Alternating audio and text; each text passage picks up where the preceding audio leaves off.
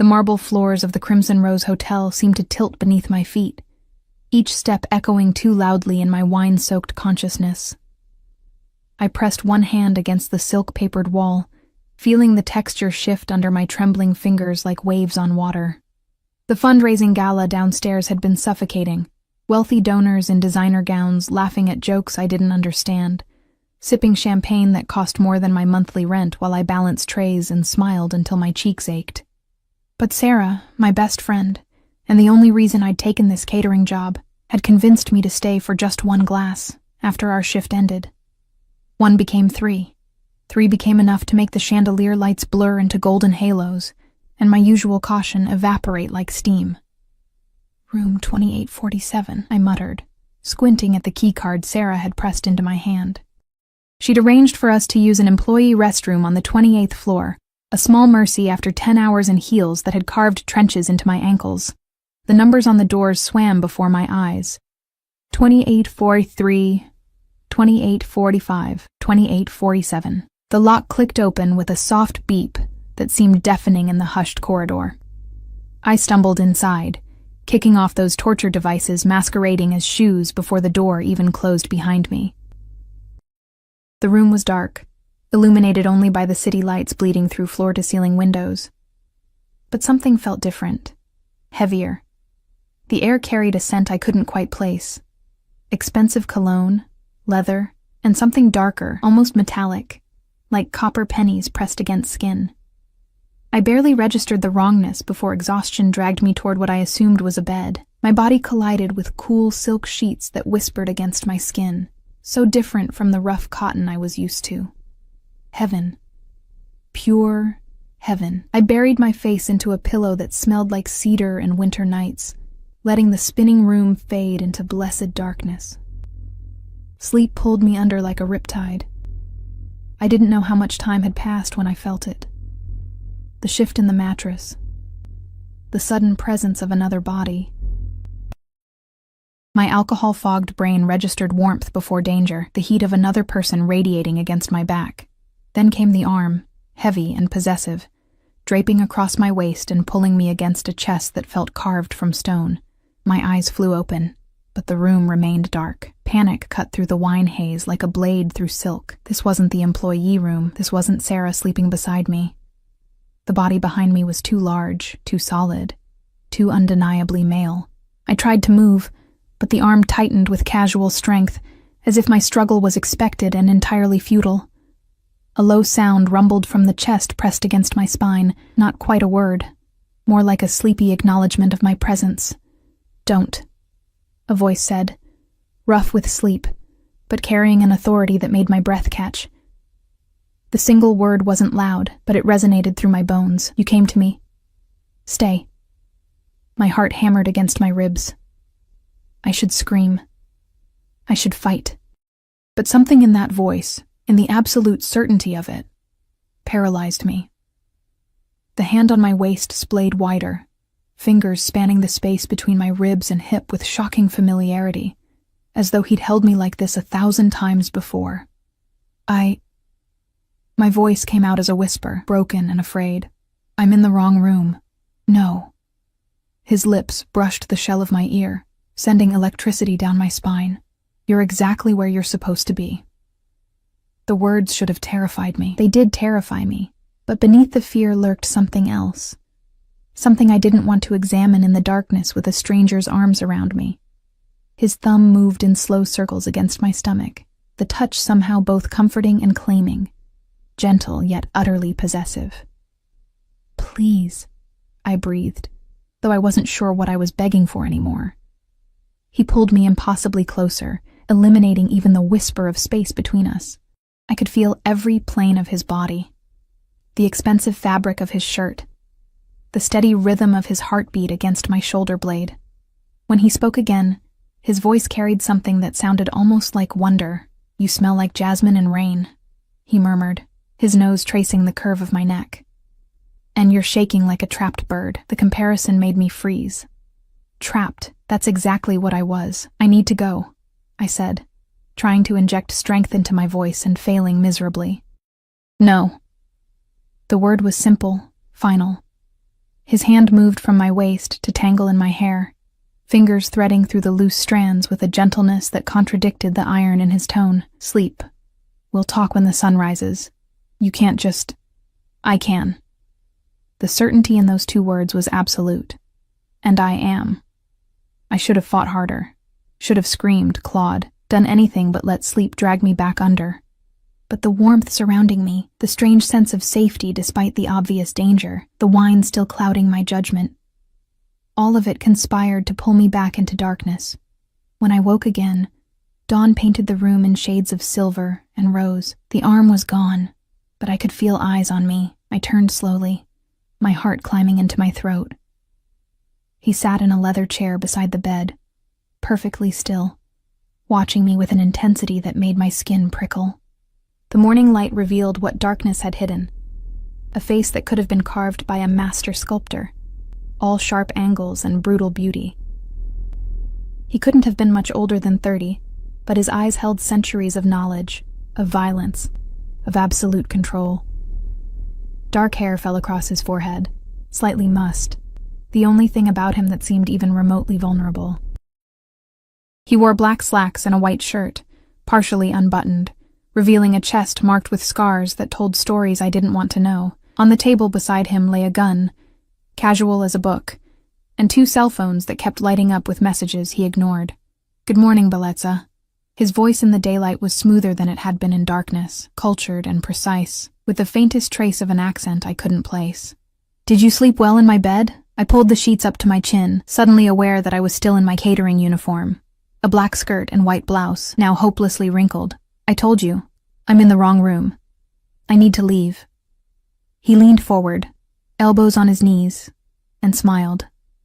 It wasn't a kind smile. It was the smile of a predator that had already decided on its prey. "You entered my private suite, Kara. Climbed into my bed, pressed that soft body against mine and sighed like you'd found home." He paused, letting each word sink in. "And now you think you can simply walk away?" "It was a mistake," I insisted, my voice climbing toward hysteria. "I was drunk. I thought this was room 2847. He picked up one of the phones, scrolling through something with casual efficiency. "This is the penthouse suite. Access requires specific authorization. So either you're a very talented thief," his eyes lifted to mine, pinning me in place, "or someone gave you that key card." The implications crashed over me like ice water. Sarah. She'd given me the card. But why would she? The door opened without a knock, and a man entered carrying a tray. He was built like a wall, dressed in a suit that barely contained his shoulders, with a Bluetooth earpiece and dead eyes that swept the room with practiced precision. He set the tray on the table, espresso, fresh pastries, fruit, without looking at me once, then exited as silently as he'd entered. "Breakfast?" my captor said pleasantly, as if we were old friends. "You must be hungry. Who are you?" The question burst from me, desperate and afraid. He stood, moving with a grace that seemed impossible for someone so clearly dangerous. When he approached the bed, I pressed back against the headboard, but he simply picked up a strawberry from the tray and brought it to my lips. "Eat," he commanded softly. I turned my face away. "No." His free hand caught my chin, forcing me to look at him. This close, I could see the flecks of gold in his dark eyes, the thin scar cutting through his left eyebrow, the absolute lack of mercy in his expression. "I don't repeat myself, Bellezza. Eat." Something in his tone told me this wasn't about the strawberry. It was about obedience, about establishing exactly who held power in this room. My stomach twisted with fear, and something else I refused to name as I opened my mouth and let him feed me the fruit. His pupils dilated slightly as I bit down, juice staining my lips. He watched my mouth with an intensity that made heat crawl up my neck. "Good girl," he murmured, his thumb wiping away the juice with a touch so gentle it made my eyes burn. "My name is Dante Moretti, and you, little bird who flew into my cage, are going to tell me everything." The name meant nothing to me then. I was just a girl who worked 3 jobs to afford a studio apartment in the worst part of town, who sent money to her sick mother every month, who'd never even gotten a speeding ticket. I had no idea that Dante Moretti's name made grown men cross themselves and check over their shoulders. I didn't know that his family controlled half the city's underground, that his word was law in places the police feared to go. All I knew was that I'd made a terrible mistake, and the man watching me with hungry, possessive eyes had no intention of letting me leave. "I don't know anything," I whispered. He smiled again, and this time it reached his eyes, transforming his face into something even more dangerous, beauty with the promise of destruction. "Then we'll start with your name." He settled onto the bed beside me, close enough that I could feel his heat. "And why someone would send an innocent creature like you into the monster's lair." "Emma," I whispered, my name feeling like a surrender on my tongue. "Emma Chen." Dante's eyes darkened with something that looked like satisfaction. He reached out, tucking a strand of hair behind my ear with a gentleness that contradicted everything else about him. "Emma," he repeated, as if tasting each syllable. "And who gave you the keycard, Emma?" "My friend Sarah. She worked here, in events coordination." My words tumbled out in a rush. "She said it was an employee restroom." "I swear I didn't know." "Sarah Milbrook?" His expression didn't change, but something shifted in the air, growing colder. He picked up one of his phones, typed something quickly, then set it down. "Blonde, mid-20s, drives a silver Honda?" Terror squeezed my chest. "Please don't hurt her. She probably just grabbed the wrong keycard. It was an honest mistake." Dante's laugh was soft and utterly devoid of humor.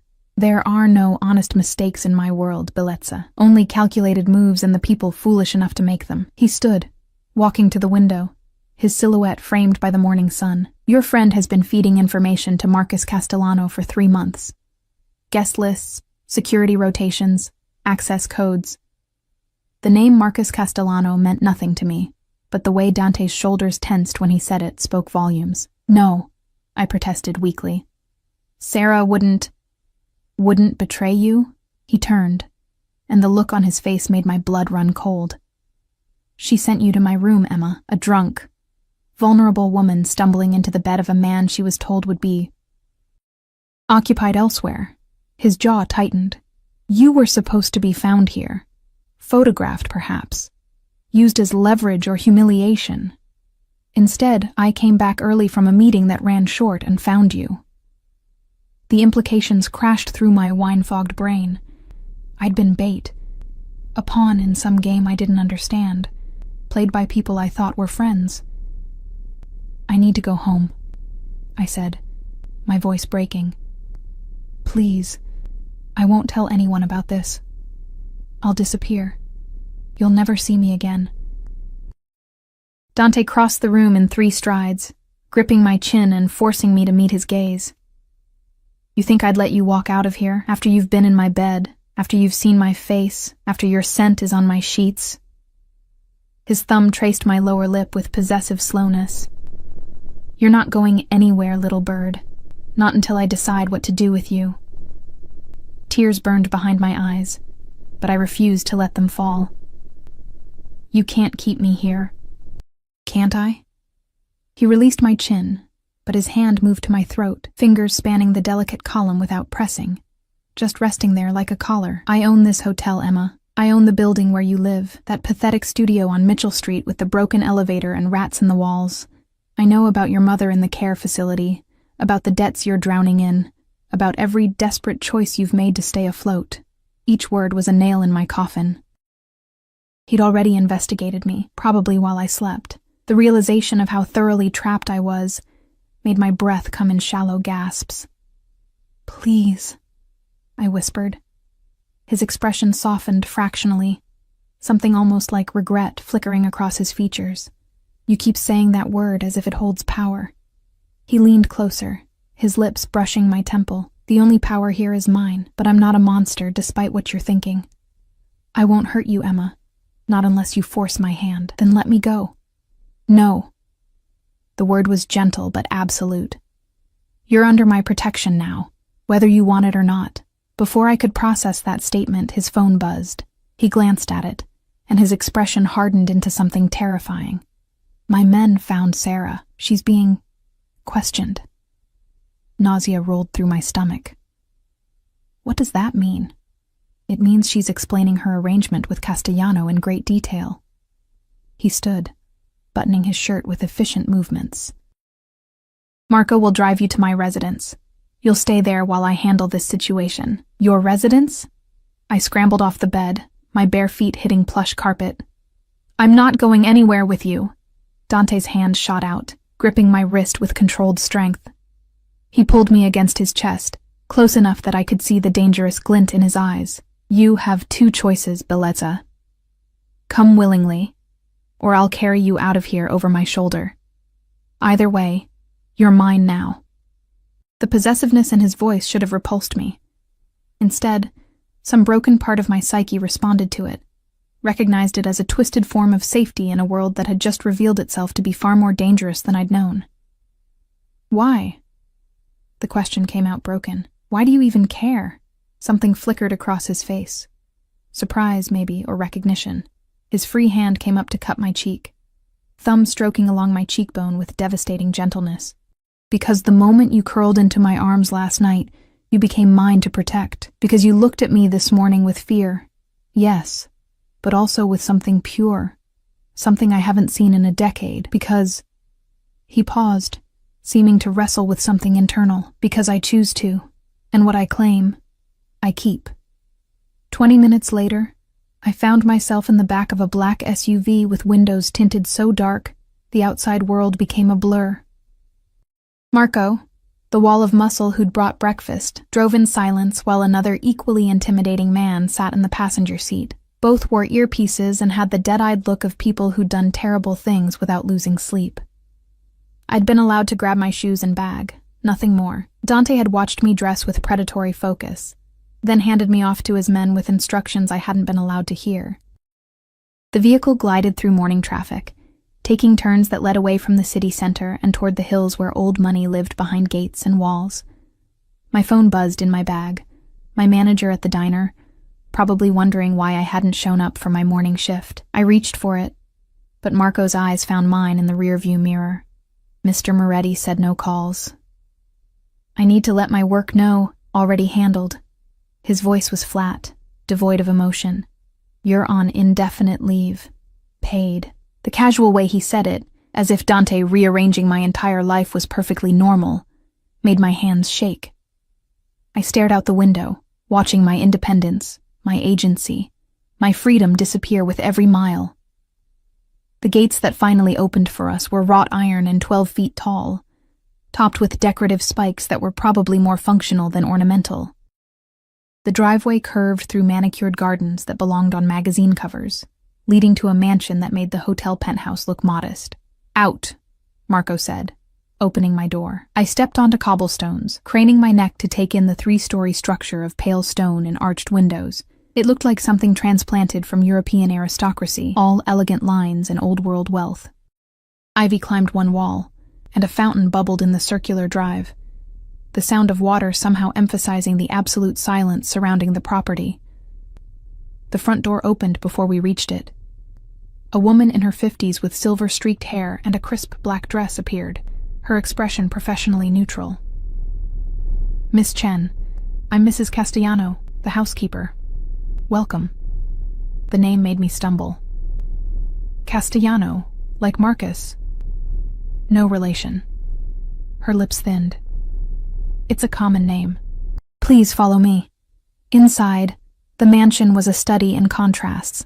Antique furniture alongside modern art, marble floors beneath crystal chandeliers, beauty built on a foundation of old violence. Mrs. Castellano led me through hallways that seemed to stretch forever, finally stopping at a door on the second floor. This will be your room. She opened it, revealing a space larger than my entire apartment. A 4-poster bed dominated one wall, draped in silk the color of champagne. French doors opened onto a balcony overlooking gardens that rolled toward distant woods. Mr. Moretti has requested you make yourself comfortable. Your measurements have been sent to his personal shopper. Clothes will arrive this afternoon. My measurements. The violation of it made my voice sharp. How does he... Mr. Moretti is very thorough. She moved to a dresser, opening drawers to show they'd already been stocked with basics. Toiletries, undergarments in exactly my size, pajamas. Lunch is at 1, dinner at 7. You're free to move about the house and grounds, but... Her eyes met mine with surprising compassion. "Don't try to leave, dear. For your own safety." She left me alone in my golden cage. I spent the next hour exploring my prison. The bathroom was obscene, a marble shower large enough for 4 people, a tub that could double as a small pool, towels so soft they felt like clouds. The closet was empty but massive, waiting to be filled with clothes I hadn't chosen, hadn't earned, didn't want. I tried the balcony doors, unlocked. The drop was significant, but not impossible. I could see guards, discreet but present, moving through the gardens below. One looked up, making direct eye contact, and touched his earpiece. Message received. I was being watched. My phone buzzed again. This time, when I checked it, there was a new message from an unknown number. "Your mother's care facility received a payment covering the next 2 years. She's been moved to a private room with round-the-clock nursing. This is not kindness, Emma. This is insurance. Behave, and she stays comfortable. Run, and I'll move her to a facility where they'll barely remember to feed her. D." The phone slipped from my shaking hands, clattering onto the marble floor. He'd threatened my mother, casually, efficiently, without raising his voice or his hand. This was the real Dante Moretti. Not the man who'd held me gently in the darkness, but the monster who controlled lives like chess pieces. I sank onto the bed, finally letting the tears fall. I cried for my stupidity, for trusting Sarah, for getting drunk and stumbling into a nightmare I couldn't wake from. I cried, because somewhere in the last few hours, I'd started to feel something other than fear when Dante looked at me, and that terrified me more than anything else. When the sobs finally subsided, I found myself staring at my reflection in the mirror across the room. Mascara tracked down my cheeks, my hair was a mess, and my eyes were red and swollen. I looked exactly like what I was. A girl in over her head, drowning in waters too deep and dark to navigate. But beneath the fear and tears, something else stirred. Anger. Hot and bright and sustaining.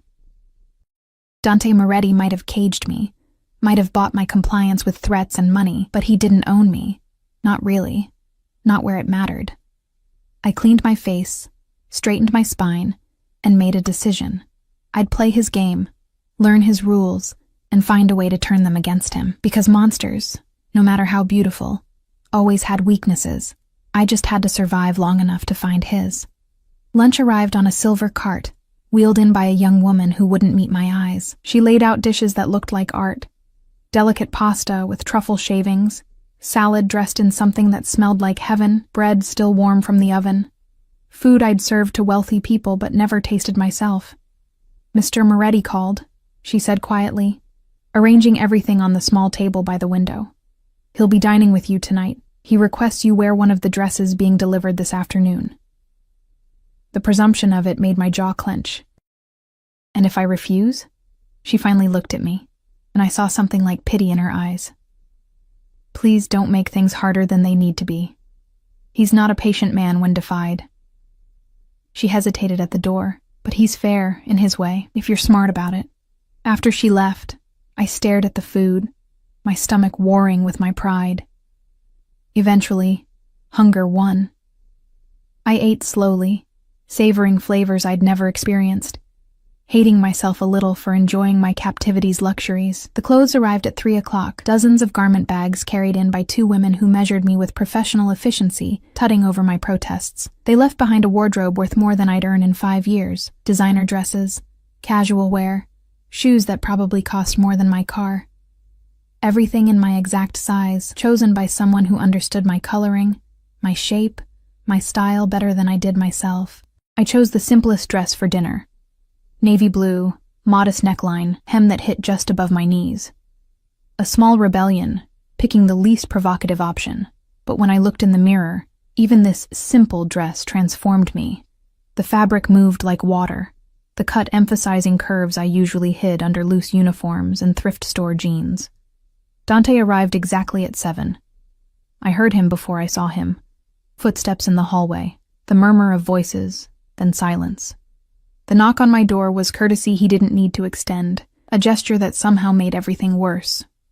"Come in," I said, proud that my voice didn't shake. He entered, and the air changed. He'd showered and changed since this morning, now wearing charcoal slacks and a black shirt that emphasized his lean, dangerous frame.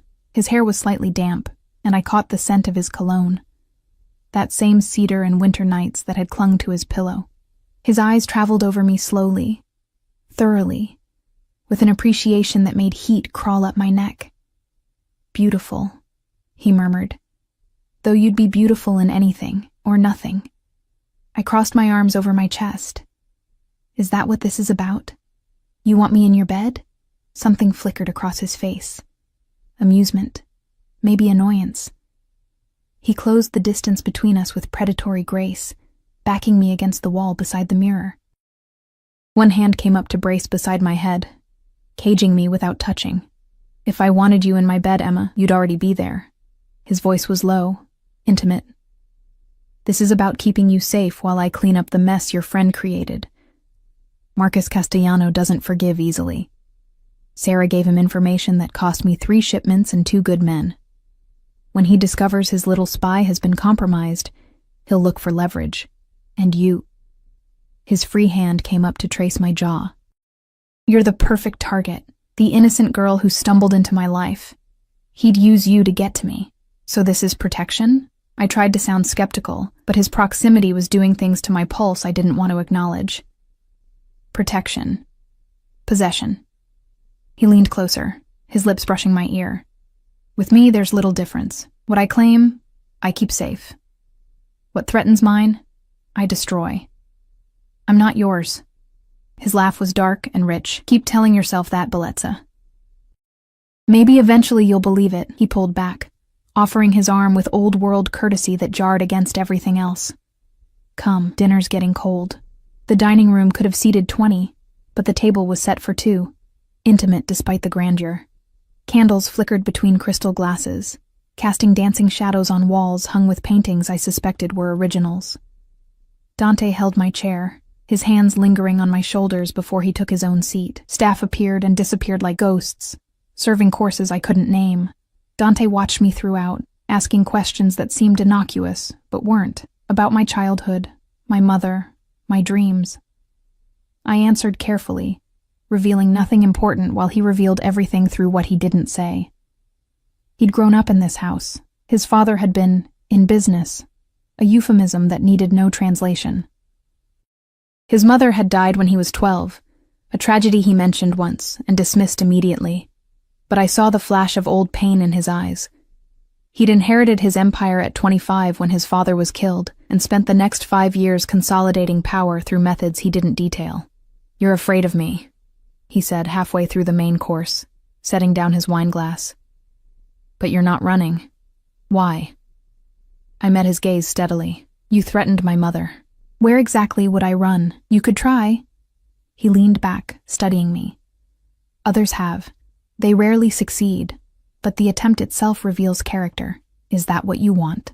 For me to run so you can chase me?" His smile was slow and dangerous. "I want you to stay because you choose to.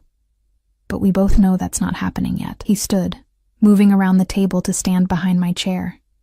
His hands settled on my shoulders, thumbs tracing the curve of my neck. "So instead, I'll settle for you staying because you're smart enough to recognize safety when it's offered. This isn't safety. It's a cage. A cage with silk sheets and protection from men who'd do far worse than imprison you." His breath stirred my hair. "Sarah talked before she died, Emma. She told Marcus everything, including that she sent you to my room. He thinks you're my weakness now, my soft spot." The words, "before she died," echoed in my head, making my stomach lurch. "You killed her?" "No." His hands tightened fractionally. "Marcus did. Once he realized she'd been compromised. He sent me a message with her body, a declaration of war using your friend's corpse as stationery." I jerked away from his touch, standing so quickly my chair toppled backward. "You're monsters. All of you." "Yes." He didn't deny it, didn't soften it. "But I'm the monster standing between you and worse ones. Remember that, Bellezza, before you decide I'm your enemy." That night, I couldn't sleep. I paced my golden cage, wearing a path in the plush carpet, jumping at every sound. Around midnight, I heard footsteps in the hallway outside my door. They paused, and I held my breath. But whoever it was moved on. The next morning, Mrs. Castellano informed me that Dante had left before dawn for business and wouldn't return until evening. I spent the day exploring the mansion under the watchful eyes of guards who appeared whenever I ventured too far. In the library, I found photographs hidden in a drawer. Dante as a child, with a beautiful dark-haired woman who must have been his mother. They were laughing, her arms around him, love evident in every line of their bodies. The boy in the photo had light in his eyes that the man I knew had lost somewhere along the way. He doesn't like people seeing those. I spun to find Marco in the doorway, his expression unreadable. I didn't mean to pry. Everyone pries. He expects it. Marco moved into the room with surprising quiet for such a large man. But those photos, she was the last person who saw him as human instead of weapon. After she died, he became what he needed to be to survive. Why are you telling me this? Marco's eyes met mine, and I saw something unexpected, concern. Because he looks at you the way he used to look at her, like you're something precious in a world of broken things, and that makes you either very lucky or very doomed. I haven't decided which yet. He left me alone with photographs and implications I didn't want to examine. Dante returned that evening covered in blood. I was in the garden when I heard the commotion. SUVs roaring up the drive, men shouting, the organized chaos of crisis. I ran toward the house, my heart in my throat, and found Dante being helped from a vehicle by Marco and 2 other men. Blood soaked his left side, turning his white shirt crimson. His face was pale but composed, jaw tight against pain he refused to voice. When his eyes found mine across the courtyard, something in his expression shifted, softened, almost. Emma. My name on his lips sounded like relief. Get back inside.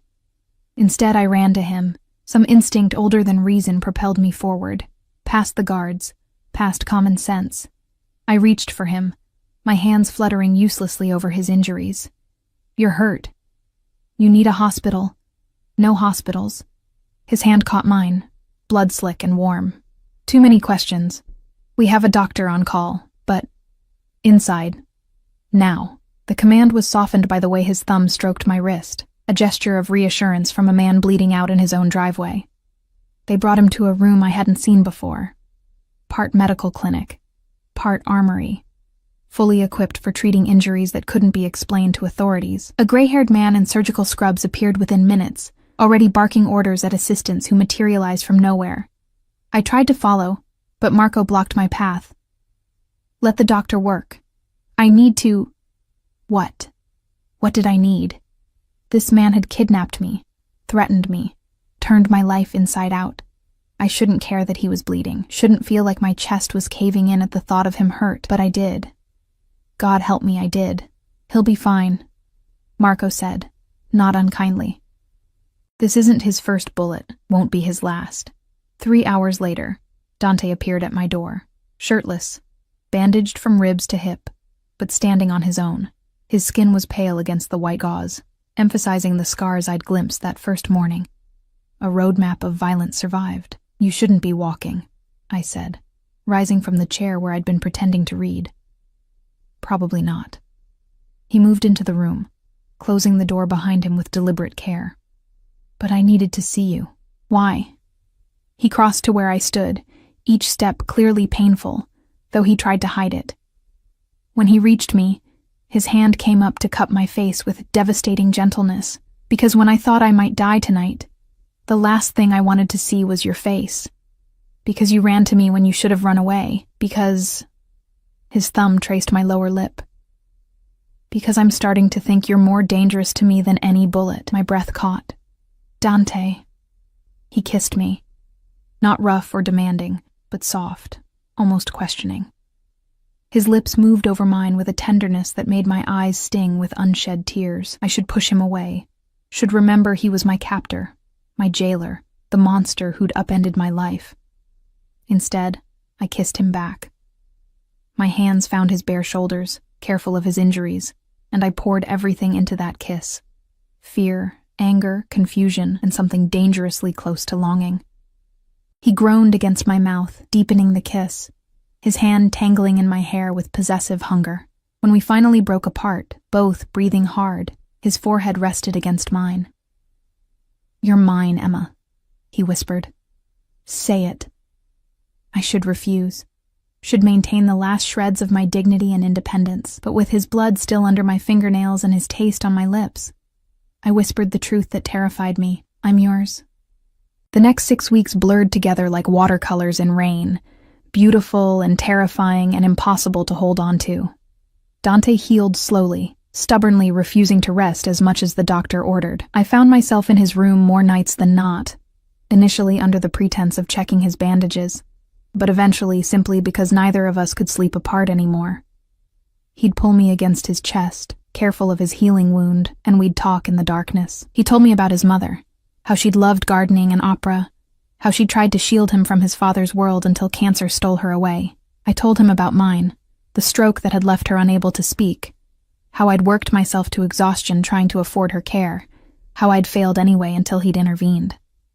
"You didn't fail," he murmured one night, his fingers tracing patterns on my bare shoulder. We'd crossed that final line 3 days after he'd been shot, a collision of need and fear, and something neither of us wanted to name. "You were drowning, and no one threw you a rope. I just happened to be the one who noticed. You noticed because I literally fell into your bed." His laugh rumbled through his chest into mine. Fate has a twisted sense of humor. He pressed a kiss to my temple, but I'm not complaining about the delivery method. During the days, while Dante handled his business, I explored my new existence. Mrs. Castellano taught me which wines paired with which meals. Marco, surprisingly, became something like a friend, teaching me to shoot in the basement range because everyone close to the boss needs to know how to protect themselves. The other guards, Alessandro, Victor, Chen, slowly warmed to me, their initial suspicion fading into protective acceptance. I was becoming part of Dante's world, and the realization should have terrified me more than it did. But it was the nights that undid me. Dante's possessiveness in private was absolute and overwhelming. He mapped every inch of my body with reverent attention, whispering Italian endearments I didn't understand but felt in my bones. He was simultaneously gentle and demanding, treating me like something precious he was terrified of breaking, but couldn't stop touching. "You're thinking too loud," he said one evening, finding me on my balcony staring at the sunset. He wrapped his arms around me from behind, his chin resting on my shoulder. "What's troubling you, Bellezza? This can't last." The words escaped before I could stop them. "Whatever this is between us, it's built on threats and captivity and choice." He turned me to face him, his hands framing my face. "You could leave, Emma. I haven't locked your door in 3 weeks. The guards have orders to let you go if you ask." My heart stuttered. "What?" "I meant what I said about protection, but I won't keep you prisoner if you truly want to leave. I'll maintain your mother's care regardless. You're free to walk away." His thumb stroked my cheek, and I saw something vulnerable in his eyes. Fear that he was trying to hide. "But I'm asking you to stay, not because I'm forcing you, but because you want to. You threatened my mother. I secured her future. There's a difference." He pulled back slightly, giving me space to breathe. "I won't pretend I played fair in the beginning. I didn't. But somewhere between that first morning and now, this became real for me. You became real. And I need to know if it's real for you too, or if you're just surviving until you can escape." I stared at him, this beautiful monster who'd stolen me, and somehow made me want to stay. "I don't know what's real anymore, then figure it out." He pressed a kiss to my forehead, achingly gentle. "I'll wait. I'm a patient man when it matters." That night, I lay awake long after Dante fell asleep beside me, his arm heavy across my waist even in unconsciousness. I could leave. He'd given me that choice, that power. I could walk away from this twisted fairy tale and return to my old life of struggling and surviving. But my old life felt like a dream now, something that had happened to someone else. And the thought of leaving Dante, of never feeling his arms around me, never hearing him whisper my name in the darkness, made my chest ache with loss for something I'd still have in the morning. I was falling in love with my captor, and I had no idea how to save myself. The crisis came on a Tuesday. I was in the library, curled up with a book I wasn't really reading, when Marco burst through the door with an urgency that made my blood run cold. "We need to move you. Now." He was already pulling me to my feet. "Castellano's men hit one of our warehouses. They're coming here. Where's Dante?" "Handling it. He sent me to get you to the safe room." Marco propelled me into the hallway, where 4 other guards had materialized, all armed and tense. "They won't get through our defenses, but he's not taking chances with you." We'd made it halfway down the grand staircase when the windows exploded. Glass rained down like deadly snow as bullets tore through the entrance hall. Marco threw me to the ground, his body covering mine as the world erupted into violence. I heard shouting, gunfire, the wet sounds of bullets finding flesh. Someone screamed. One of Dante's men, I thought, but couldn't be sure over the ringing in my ears. "Stay down!" Marco hauled me up when there was a lull, practically carrying me down the remaining stairs. We made it to the kitchen before I heard the voice that made my blood freeze. "Where is she?" The accent was thick, Italian but different from Dante's refined tones. Rougher, crueler. The girl. "Where's Moretti's little whore?" "Marcus Castellano." It had to be. Marco shoved me toward a door hidden behind a pantry shelf. "Safe room. Code is 0412. Don't come out until Dante or I come for you." "Marco. Go." He pushed me through, and I heard the lock engage behind me before his footsteps retreated. The safe room was small, concrete, lit by emergency lighting. Monitors showed different areas of the house, all of them now filled with armed men fighting, bleeding, dying. I searched frantically for Dante among the chaos but couldn't find him. Then one screen flickered, showing the entrance hall. Dante stood in the center of the carnage, flanked by his remaining guards, facing a man who could only be Marcus Castellano. They were talking, but I had no audio. I watched Dante's face, cold, controlled, showing nothing, while Marcus gestured wildly, clearly furious. Then Marcus pulled out a phone, showed Dante something on the screen, and smiled. Dante's expression didn't change, but I saw his hand tighten on his gun. Whatever Marcus had shown him, it was bad. The screen went dark. I don't know how long I waited in that concrete tomb, listening to gunfire fade to silence. Then nothing. Every minute felt like hours. I tried the code on the door repeatedly, but it wouldn't open from inside. I was trapped, helpless, imagining every terrible scenario. When the door finally opened, I nearly collapsed with relief, but it wasn't Dante standing there. It was a man I'd never seen. Young, cold-eyed, with a gun pointed directly at my chest. Behind him stood Marcus Castellano, older than I'd expected, gray-haired and elegant in a suit that probably cost more than a car. "Emma Chen," Marcus said, his voice smooth and cultured. "At last. You're much prettier than your photograph suggested." I backed away until I hit the wall. "Where's Dante?" "Indisposed." Marcus stepped into the safe room, leaving his man to guard the door.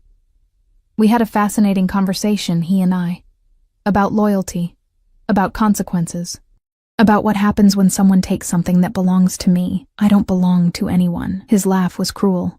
"My dear, you belonged to me the moment Sarah Millbrook agreed to send you to Moretti's bed. You were my investment, my future leverage. Imagine my surprise when Dante decided to keep you instead of simply using you." He circled me slowly, predator assessing prey, "But perhaps this works out better. Killing you in front of him will hurt far more than any bullet." Terror turned my blood to ice. "He'll kill you for this. He'll try." Marcus grabbed my arm, his grip bruising. "But first, he'll watch you die. He'll hear you beg. And he'll know that everyone he loves eventually leaves him, one way or another." He dragged me from the safe room, through hallways now littered with bodies I tried not to look at too closely. My mind raced, searching for escape routes, weapons, anything, but I was unarmed and surrounded by men who killed for a living. We emerged into the entrance hall, and I saw him. Dante knelt in the center of the room, held at gunpoint by 2 of Marcus's men. Blood ran from a cut above his eye, and his shirt was torn, but his eyes, when they locked onto mine, blazed with such fury I felt the heat of it across the distance. "Let her go, Marcus." His voice was deadly calm. "This is between us." "No, Dante. You made it about her when you chose to keep her. Marcus shoved me forward and I stumbled but didn't fall. You always were sentimental, like your father. It's what got him killed too. Dante's jaw clenched. Touch her, and I'll spend the rest of my life making you beg for death. Threatening me? While on your knees? Marcus pulled out a gun, pressing it against my temple. The metal was cold. Final. Say goodbye, Moretti. Everything happened at once. Dante moved with impossible speed, somehow twisting away from his guards. Gunfire erupted. I felt Marcus jerk beside me, the gun falling from my temple as he crumpled. Warm blood splattered across my face, and I was screaming, I think, but couldn't hear it over the ringing in my ears. Strong arms wrapped around me, pulling me down and covering me as chaos exploded overhead. I knew those arms, that scent, that heartbeat against my back. I've got you. Dante breathed against my hair. I've got you, Bellezza. You're safe. When the shooting stopped, when the silence descended like snow, Dante helped me stand. Marcus lay dead at our feet, along with most of his men. The entrance hall looked like a massacre, which I supposed it was. Don't look, Dante said, turning my face into his chest. Just hold on to me. I gripped his shirt, my hands shaking so violently I could barely maintain my hold. I thought he'd kill you. I thought... Shh. He pressed kisses into my hair, my forehead, my tear-stained cheeks. I'm fine. You're fine. It's over. But it wasn't over. Not really. Because as Marco appeared, limping but alive, and began organizing cleanup, as police sirens wailed in the distance only to be mysteriously diverted, I realized the truth. This was Dante's world. Violence and blood and men dying in elegant entrance halls.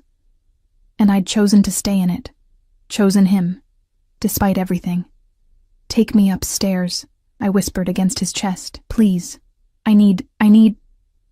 He understood without me finishing, scooping me into his arms despite his injuries, despite the blood and chaos. He carried me up the grand staircase to my room.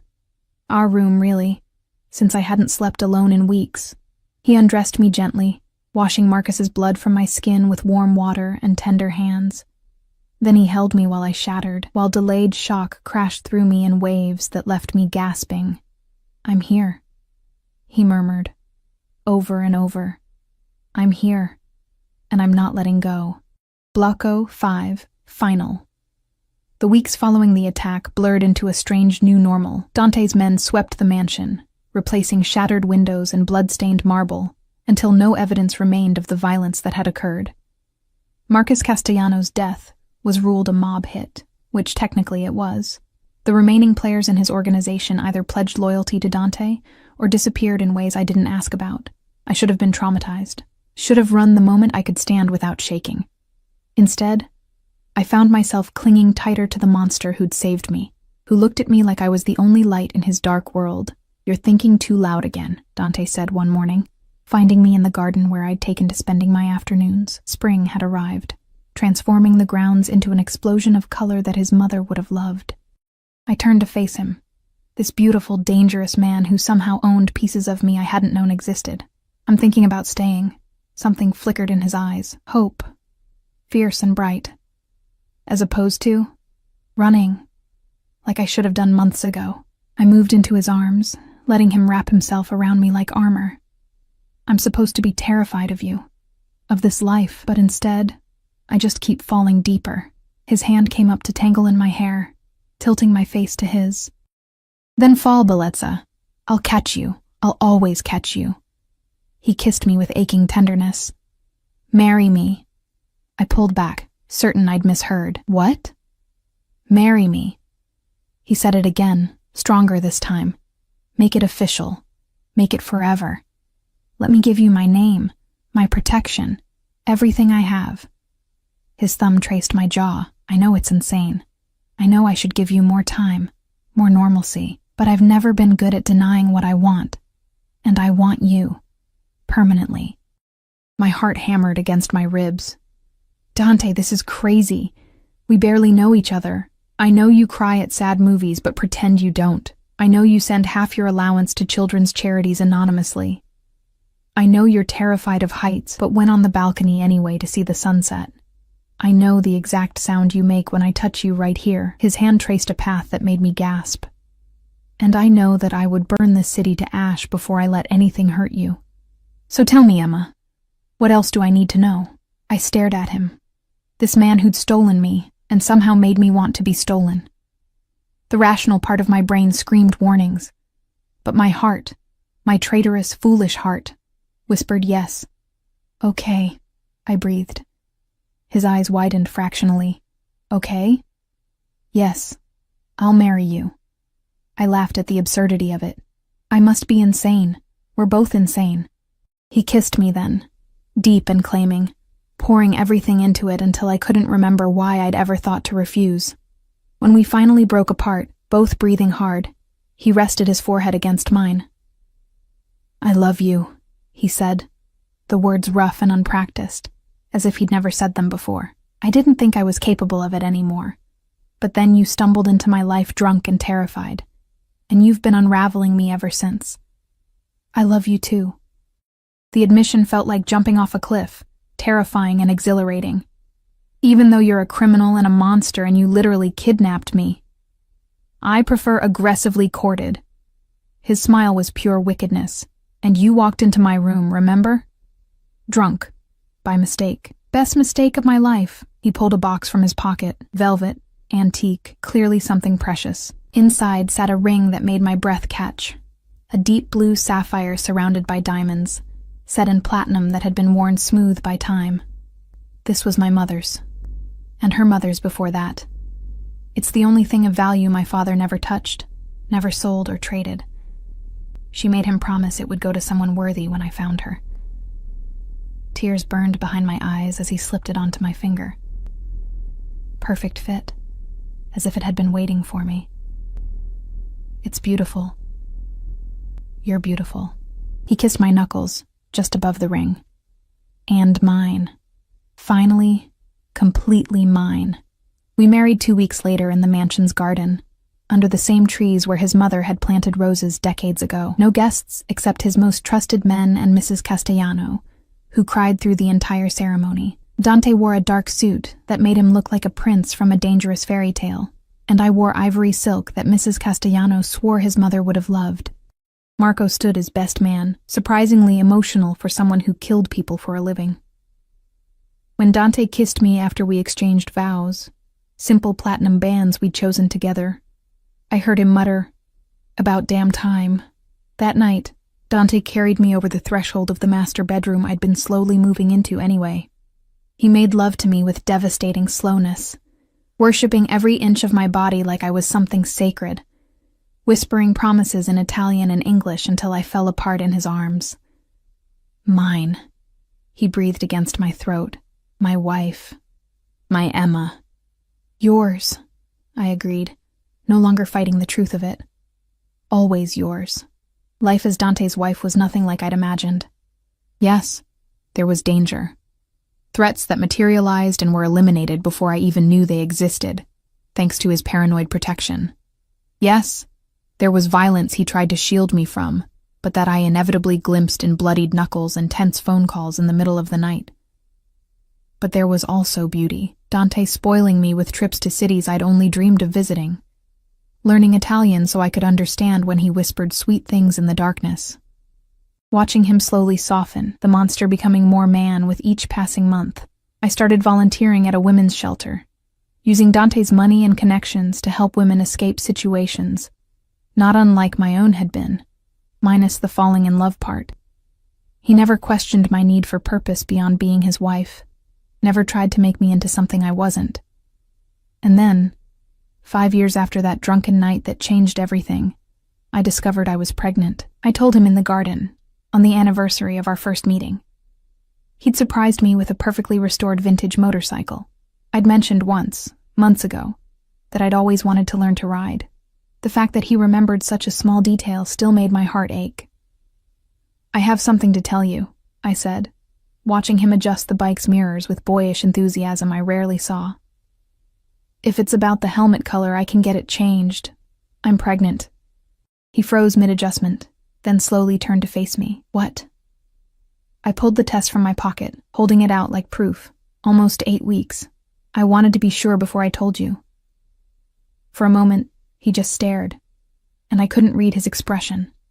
Fear crept in. What if he didn't want children? We'd never really discussed it, too caught up in each other to think about expanding our dangerous little world. Then he crossed the distance between us in 2 strides, dropping to his knees in front of me. His hands came to rest on my still flat stomach with reverent care, and when he looked up at me, tears tracked down his face. "A baby," he whispered. "Our baby." Relief flooded through me. "You're happy? Happy?" He laughed, the sound broken and beautiful. "Emma, you've given me everything. A reason to be better, to want more than just power and revenge. And now," his voice cracked, "now you're giving me a family, something I never thought I'd have again after my mother died." He stood, pulling me into his arms and kissing me with desperate tenderness. Against my lips, he murmured, "Thank you. Thank you for stumbling into my room drunk. Thank you for staying. Thank you for loving a monster and making him want to be a man."